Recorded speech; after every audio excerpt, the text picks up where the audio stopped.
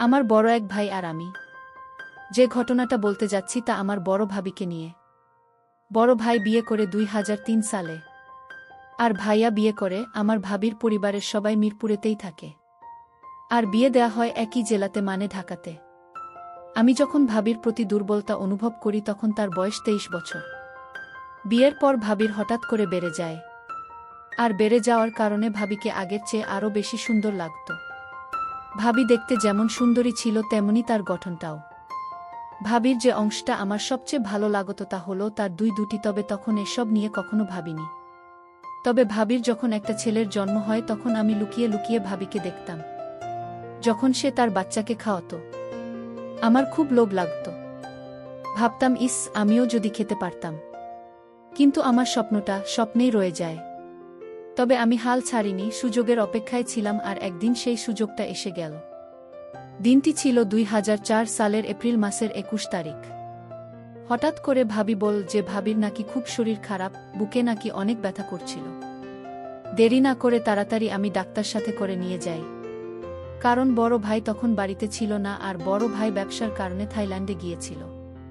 তো ডাক্তার গিয়ে ভাবিকে দেখে বলে দেরি না করে ভালো একজন হার্টের ডাক্তার দেখাতে।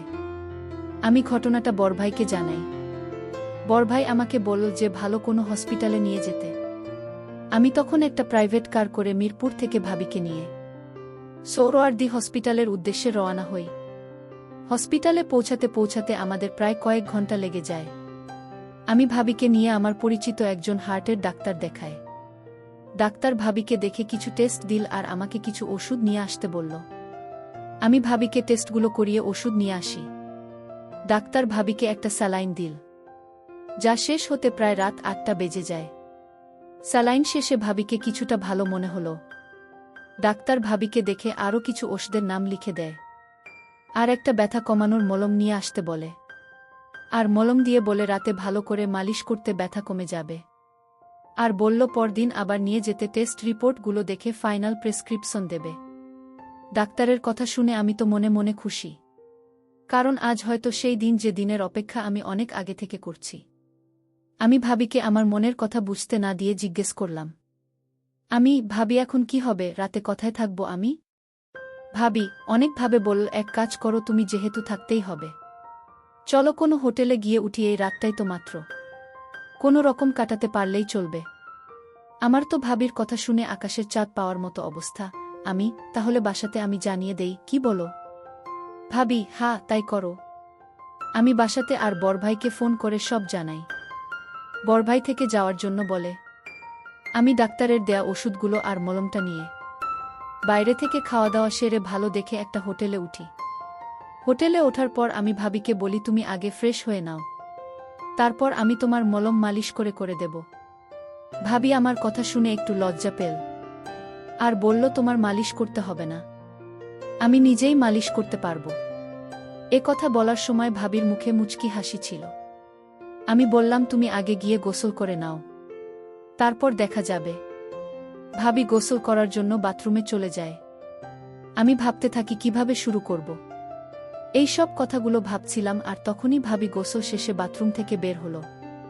ভেজা ভাবিকে দারুণ লাগছিল। আমি এক দৃষ্টিতে তার দিকে হা করে তাকিয়েছিলাম। সে আমার অবস্থা দেখে বলল, ভাবি, এভাবে হা করে তাকিয়ে কি দেখতেছ? ভাবি, সত্যি কথা বলতে কি তোমাকে আজ অনেক সুন্দর লাগছে। ভাবি, আজ কেন? আগে বুঝি আমাকে সুন্দর লাগতো না? তা না, আজ একটু বেশিই সুন্দর লাগছে তোমাকে। ভাবি, যাও, আর পাকামো করতে হবে না, গোসল করে নেও। ওহ তাই তো, আমি তো ভুলে গিয়েছিলাম বলে তাড়াহুড়ো করে বাথরুমে ঢুকে গেলাম। গোসল শেষে হাফ প্যান্ট পরে যখন বের হলাম তখন ভাবি আমার দিকে তাকিয়ে মুচকি মুচকি হাসছিল। এখানে হাসার কি আছে? ভাবি, কি, আমি তো হাসিনি। আমি দেখছি। আচ্ছা, তোমার এখন কেমন লাগছে ভাবি? ভাবি, আগের চেয়ে একটু ভালো, তবে বুকের ব্যথাটা এখনো তেমন কমেনি। তুমি ওষুধগুলো খেয়ে শুয়ে পর, আমি তোমার শরীরে মালিশ করে দেব, দেখবে কমে যাবে। ভাবি, বললাম না আমি নিজেই মালিশ করতে পারবো, তোমাকে কষ্ট করতে হবে না। বলে ভাবি ওষুধগুলো খেল। তুমি পারবে না। কেউ কি নিজের শরীর মালিশ করতে পারে? অযথা বাড়াবাড়ি না করে সুন্দর করে লক্ষ্মী মেয়ের মতো শুয়ে পড়ো। ভাবি আর কি করবে, আমার বায়নার কাছে হার মেনে শুয়ে পড়ল। আর বলল, অনেক তো মালিশ করার শখ, আজ দেখ কেমন মালিশ করো। আমি বললাম, ও মা, তুমি কাপড় পরে থাকলে মালিশ করব কিভাবে? ভাবি, আমি তোমার সামনে কাপড় খুলতে পারবো না। আমি কি তোমার পর নাকি যে আমার সামনে লজ্জা পাচ্ছ? আর আমি তো তোমাকে সব কাপড় খুলতে বলছি না, শুধুমাত্র শাড়িটা। ভাবি, আচ্ছা বাবা ঠিক আছে, আমি তো এক পলকে তাকিয়ে আছি। তখন আমি মলমটা নিয়ে মালিশ করা শুরু করলাম। ভাবি আমার হাতের পেয়ে চোখ বন্ধ করে ফেলে। আমি আস্তে আস্তে তার চারপাশে মালিশ করতে থাকি। আমি ভাবিকে জিজ্ঞাসা করলাম, ভাবি এখন কেমন লাগছে তোমার? ভাবি, অনেক ভালো লাগছে। তুমি নিজেই করতে পড়তে এমন মালিশ? ভাবি, কখনো না। তাহলে তখন তো খুব বলছিলে তুমি নিজেই মালিশ করতে পারবে। ভাবি, এমনি বলেছিলাম। সত্যি কথা বলতে কি তোমাকে বলতে আমার লজ্জা করছিল। এখন লক্ষ্মী মেয়ের মতো চুপ করে শুয়ে থাকো, আমি ভালো করে মালিশ করে দেই, দেখবে তোমার ব্যথা কমে যাবে।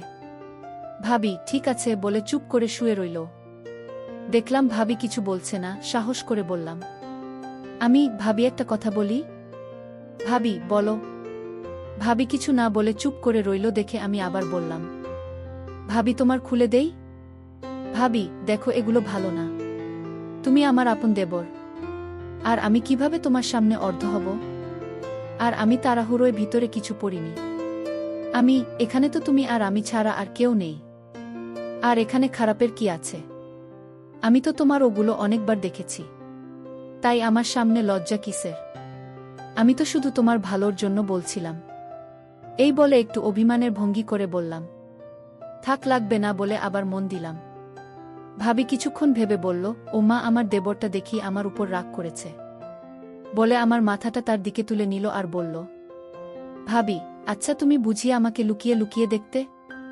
তবে দেখ দেবর ভাবি, এসব ঠিক না।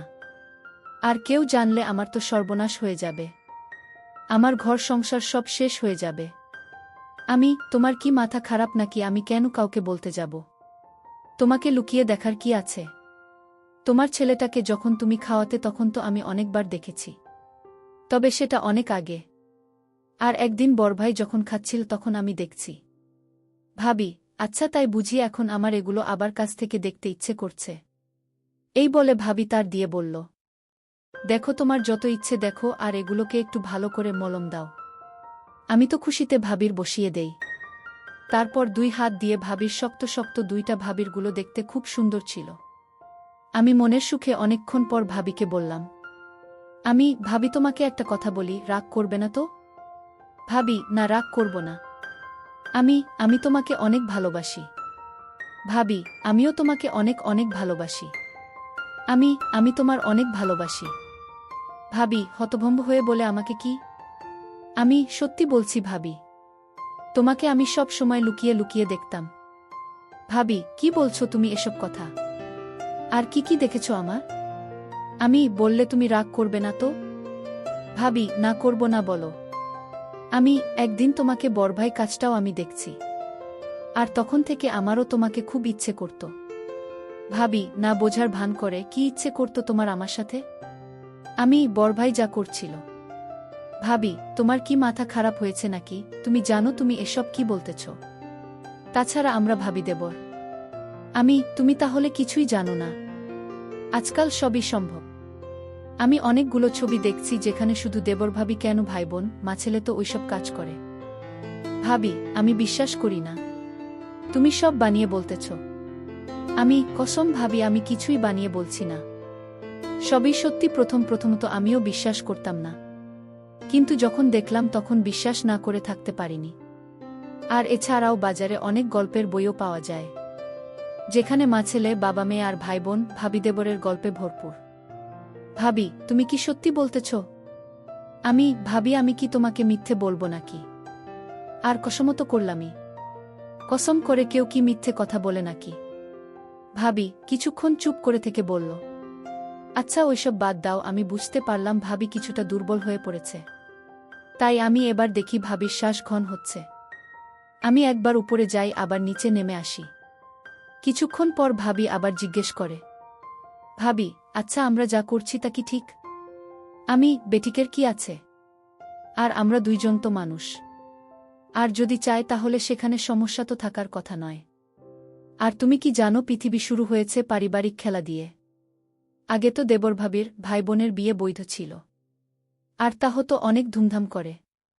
আর অনেক জায়গায় বাবার যদি কিছু হয় ছেলে তার মাকে বিয়ে করে। এরকম আরও অনেক কাহিনী আছে। ভাবি, তাই নাকি? তুমি এত কিছু জানলে কি করে? আমি বই পড়ে। ভাবি, তাই তো বলি আমার প্রতি তোমার এত মনোযোগ কেন ছিল? আচ্ছা তুমি তাদের মতো আমার সাথে। তুমি যদি মতো দাও তাহলে তোমাকে ভালো করে, আর এটা আমার অনেক দিনের আশা। একমাত্র তুমিই পারো আমার আশাটা পূরণ করতে ভাবি। ভাবি, হ্যাঁ তুমি। ভাবি, কিন্তু আমার খুব ভয় করছে যদি কেউ জেনে যায়। তুমি আর আমি যদি কাউকে না বলি তাহলে কে জানবে? ভাবি, তা ঠিক, তবে এটা করা কি ঠিক হবে?